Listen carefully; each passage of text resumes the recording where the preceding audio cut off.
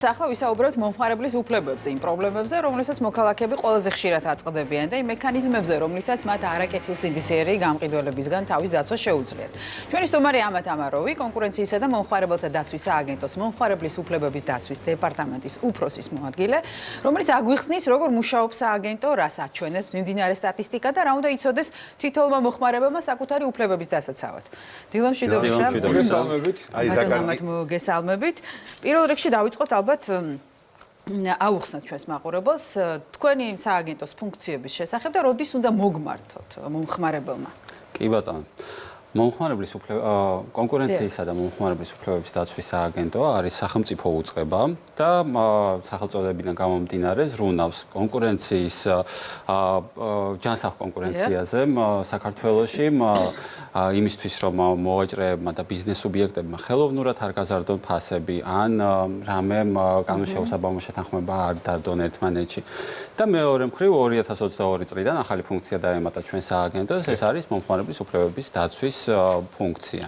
და ზუსტად 2022 წლიდან მოყოლებული ჩვენ ვზრუნავთ მომხმარებლის უფლებებზე და ყოველდღიურ რეჟიმში აბსოლუტურად უფასოდ განვიხილავთ არაერთ განცხადებას მომხმარებლის და დღეს მდგომარეობით სტატისტიკური მონაცემების მიხედვით შემოსულია შარშან თუნდაც 1500 განცხადებაა შემოსული მხოლოდ ვისაც არ დაეზარა ხო ვისაც ხო მართალია იცი ვისაც არ დაეზარა და ვისაც არ ქონდა ინფორმაცია სისტემურია ხა თქვენ შემოწმებელი ორგანო ხართ ეს პრობლემა იმდენად სისტემურია რომ დღეში კეთილსინდისიერმა მოქალაქემ საკუთარი უფლებები რომ დაიცვას მინიმუმ დღეში 10 ჯერ მაინც უნდა გამოაგზავნოს თქვენთან განცხადება იმიტომ რომ ყველა ქსელში ერთი და იგივე მდგომარეობა ხომ რამდენი ხანია ვსაუბრობთ წევთ სტუდიაში, მაგრამ მაგალითად ნებისმიერი მოქალაქე ახლა რომელიც გვიყურებს, ზუსტად იცი რომ გუშინ ქუჩის ან უბრის მაღაზიაში რო ჩავიდა, ისე დაირღვა მისი უფლებები.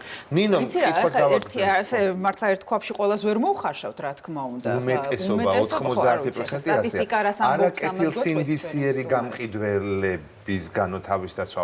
ამ შემთხვევაში თქვენ როგორც უწყების ხელმძღვანელი როგორ ფიქრობთ, არაკეთილსინდისიერი გამყიდველია, რომელიც კონკრეტულ პოზიციაზე მუშაობს თუ მე პატრონი რომელმაც იცის რომ ასეთი გამყიდველი ყავს ან არაერთხელ გასაჩივრებულა გარკვეული პრობლემა მის მაღაზიაში. გაგაცნობთ ზოგადად მდგომარეობას 2022 წლიდან ნოემბრის თვიდან დავიწყეთ საქმეების განხილვა და თუნდაც რომ შევადაროთ 2024 წლის იანვრის მონაცემებით დავინახავთ რომ მხოლოდ იანვარში იყო შემოსული 60 განცხადება უკაცრავად და წელს იანვარში უკვე 190 ან 217%-იანი ზრდა არის.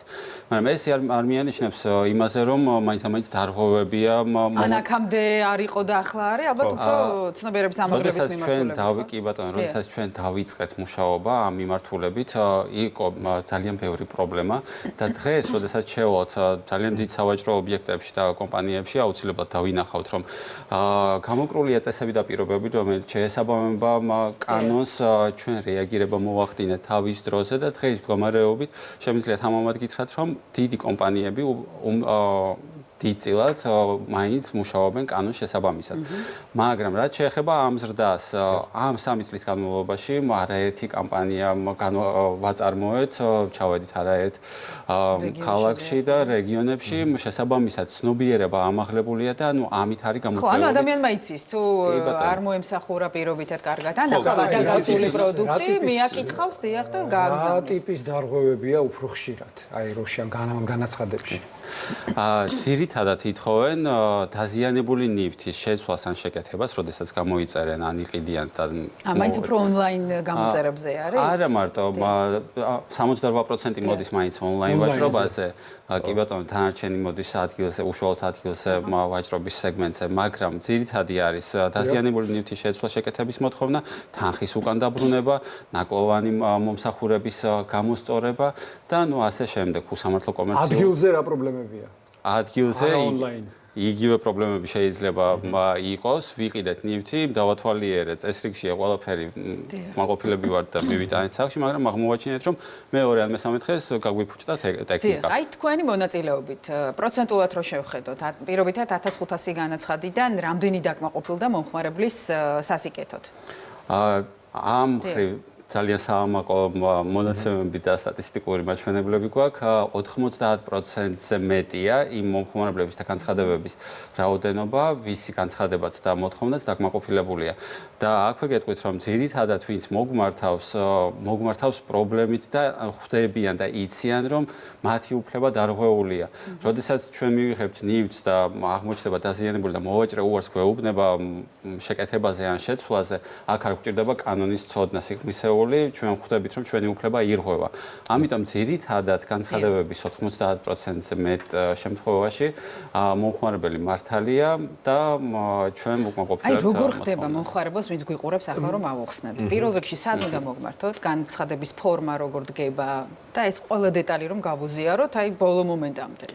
ეს იყო ჩვენი ერთ-ერთი გამოწვევა 2022 წელს, როდესაც დავიწყეთ ფუნქციონირება, ჩვენ გვინდოდა რომ მაქსიმალურად მარტივად შეეძლოთ მოემართათ ჩვენთვის. პირველ რიგში ამოქმედა ცხელი ხაზის ნომერი 1520, ნებისმიერ დროს შეუძლიათ დარეკონ და მიიღონ კონსულტაცია, რაც შეეხება განცხადების გაკეთებას, ჩვენს ვებგვერდზე განთავსებულია ძალიან მარტივი ფორმა, ელექტრონულადვე მომხმარებელს შეუძლია შეავსოს და გამოაგზავნოს. ამისთვის გვჭირდება მხოლოდ მისი მონაცემები, მოვაჭრის მონაცემები, მოკლე აღწერილობა, თუ რა შეემთხვა, ხელმოწერა და მეტი არაფერი არ გვჭირდება. სასურველია გქონდეს გარკვეული მტკიცებულებები, თუმცა ეს არ არის დამოუკიდებელი გარემოება და ჩვენ აუცილებლად ვიწყებთ საგარანტიო წერილიც ამ შემთხვევაში აუცილებლობას არ წარმოადგენს ალბათ. აუცილებლობას არ წარმოადგენს. მაგრამ ვადებში ხო უნდა იყოს, ვადებში ბოდიშოთარ. ვადებში ხო უნდა იყოს ეს ყველაფერი. კანონი განსაზღვრავს ხანდაზმულობის ვადა არის 2 წელი, ანუ ჩვენი უფლება, როდესაც ირღვევა, ჩვენ გვაქვს ალბათ, ხო? ნებისმიერ ნივთზე, თუ ჩვენი უფლება ირღვევა 2 წლის განმავლობაში, ჩვენ შეგვიძლია მივმართოთ როგორც მოვაჭრეს, ასევე სააგენტოს და ჩვენ აუცილებლად მოვახდენთ რეაგირებას. ამ ჯარიმებზე რო ვისაუბროთ, ხო? აი იანვარში 6 მოვაჭრეს 34000 ლარზე მეტი ჯარიმა დაეკისრა. რამდენად ეფექტიანია ეს ჯარიმები? ანუ რამდენად გვიცავს, რომ მეორეჯერ იგივეან განმეორდება? დავიწყებ იმით, რომ მოვაჭრემ ძალიან უნდა მოინდომოს, რომ სააგენტომ დააჯარიმოს, იმიტომ რომ დარღვევის დადასტურების შემთხვევაში სააგენტო არ გადადის საჯარიმო სანქციებზე, არამედ განსაზღვრავს გონივრულ ვადას, როგორც წესი, ეს არის ერთთვიანი ვადა და ამ ერთ თვეში უნდა აღმოფხვრას ხარვეზი. თუ ამ ვადაში მოვაჭრე მაინც განაცხადებს უარს და არ აღასრულებს სააგენტოს გადაწყვეტილებას, მხოლოდ და მხოლოდ ამ შემთხვევაში ჩვენ გადავდივართ საჯარიმო სანქციაზე და უკვე ვაჯარიმებთ კომპანიას. რაც შეეხება ეფექტურობას, გეტყვით, რომ ჯარიმის ოდენობა შეიძლება იყოს წლიური ბრუნვის 2%-მდე, რაც ხშირ შემთხვევაში საკმაოდ სოლიდური თანხაა, ამიტომ როგორც წესი, მოვაჭრეები ასრულებენ სააგენტოს მითითებებს და არც მიყავთ იქამდე, რომ სააგენტომ დააჯარიმოს. ჩვენ გვაქვს ასე ვთქვათ, ბერკეტი, შეგვიძლია სანამ დავადგენ დარღვევას, ასე ვთქვათ, მორიგებით დავასრულოთ დავა და უპირატეს შემთხვევაში და უმრავლეს შემთხვევაში მორიგებით მთავრდება დავა მომხმარებელსა და მოვაჭრეს. ორი შეკითხვა მაქვს თქვენ, რომლითაც გინდათ იმით დაიწყეთ. პირველი, როდესაც სტატისტიკას ვამბობთ, რომ მაგალითად გაიზარდა ეფექტიანობა ამ მომხმარებლის უფლებებს იცავს საკუთარ უფლებებს და მაგალითად 200,000-ია სიტყვაზე ვთქვათ თვის განმავლობაში. გასაგებია რომ 200,000-მა ადამიანმა საკუთარი უფლება დაიცვა. მაგრამ ეს პარალელურად ხომ იმას ნიშნავს 200,000 დარღვევა რომ მოხდა. შესაბამისად, ანუ იზრდება უფლებების დარღვევა, მაგრამ იზრდება სტატისტიკა. ეს ერთი. ანუ რომელია კარგი სტატისტიკა, ეს ერთი ეგ მითხარით და მეორე.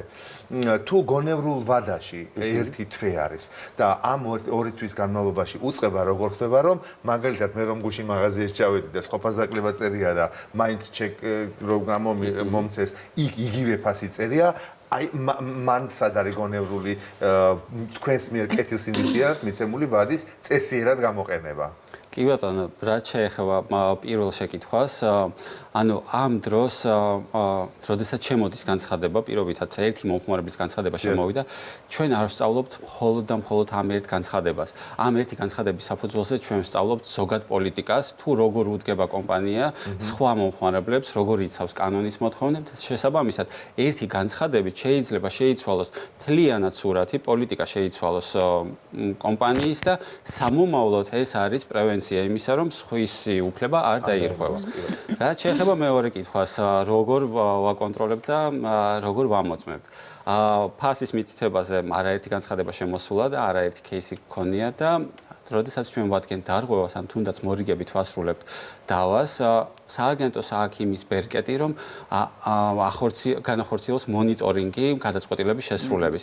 რაც პრაქტიკაში როგორ ხდება ეს, შეგვიძლია გამოვითხოვოთ ინფორმაცია მოვაჭრისგან, თუ როგორ უთითებს ფასს, რამდენად არის სწორი თაღზე მითითებული ფასი და ასე ვთქვათ, სალაროსთან გატარებული ფასი. ასევე ერთ-ერთ кейსზე მაგალითად კომპანიამ აიღო იმის ვალდებულება, რომ თავად სტიკერზე მიეთითებინა პერიოდი, თუ როდიდან როდემდე არის ფასდაკლება. და რა თქმა უნდა, ესეც არის ერთ-ერთი ბერკეტი და პრევენცია იმისა, რომ მომხმარებელი იყოს ინფორმირებული.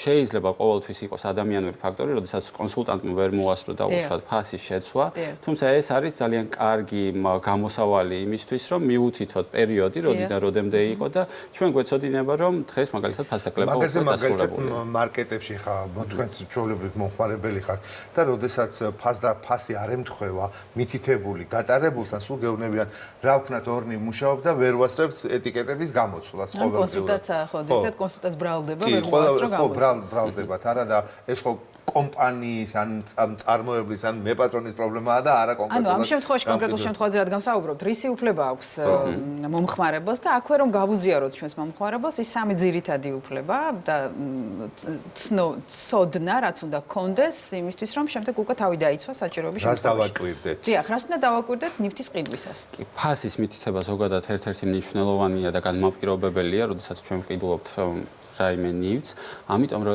ფასი უნდა იყოს მითითებული მკაფიოდ გასაგებად, ჩვენ არ უნდა გვიწევდეს.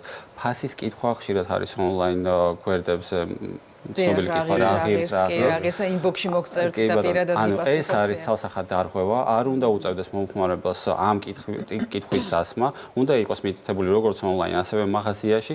იმ შემთხვევაში, თუ ფასი არ ემთხვევა, ან შეიძლება იყოს რაღაც მალული ხარჯები, პირობითად ღირდეს 50 ლარი, მაგრამ მერე დაემატოს მიტანის, მონტაჟის და ანუ ეს ჩვენთვის გახდეს ცნობილი მხოლოდ 70 პირობითად საბოლოო ჯამში. ერთ-ერთი სტანდარტი ფასის მითითებასთან დაკავშირებით დავადგინეთ და ეს ეხება სარესტორნო ბიზნესს, როდესაც ჩვენ შევდივართ კვების ობიექტებში და მენიუში ვარჩევთ პროდუქტს, უნდა იყოს მითითებული საბოლოო ფასი. არ შეიძლება რომ მომხმარებელმა შემდეგ უკვე ემატება ის 15 თუ 10%. 10% ხშირად ემატება ამ ბოლო დროს სამწუხარო პრაქტიკას ვაწყდებით, როდესაც ემატება მუსიკის გადასახადიც და თქვენ წარმოიდგინეთ, რომ შედიხართ უკვე თავთ პროდუქტს პირობითად 50 ლარიანს და საბოლოო ჯამში ჩვენი 50 ლარიანი პროდუქტი შეიძლება გახდეს 150 ლარის. ეს მოხართ უფლებები და ცალკე ძალიან საინტერესო თემა კონკურენცია ფასებთან დაკავშირებით, თუმცა ახლა უნდა დაგემშვიდობოთ და დიდი მადლობა უნდა მოგახსენოთ. მოგზაურობისთვის 15-20 ცხელი ხაზის ნომერი, ძალიან მარტივი პროცედურაა, როგორც აგვესთან ბატონმა ამათმა, ასე რომ თუ ჩათვლით რომ თქვენი უფლება დაირღვა, განაცხადი შეგიძლიათ გააგზავნოთ და დაგეხმარებიან შეძლების დაგვარად, რა თქმა უნდა, თუ თქვენ მართალი ხართ იმ კონკრეტულ შემთხვევაში. დიდი მადლობა უნდა მოგახსენოთ კონკურენციისა და მომხმარებელთა დაცვის სააგენტოს მომხმარებელთა უფლებების დაცვის დეპარტამენტის უფროსის მოადგილე ამარ ამაროვი იყო ჩვენთან სტუმრად. მადლობა.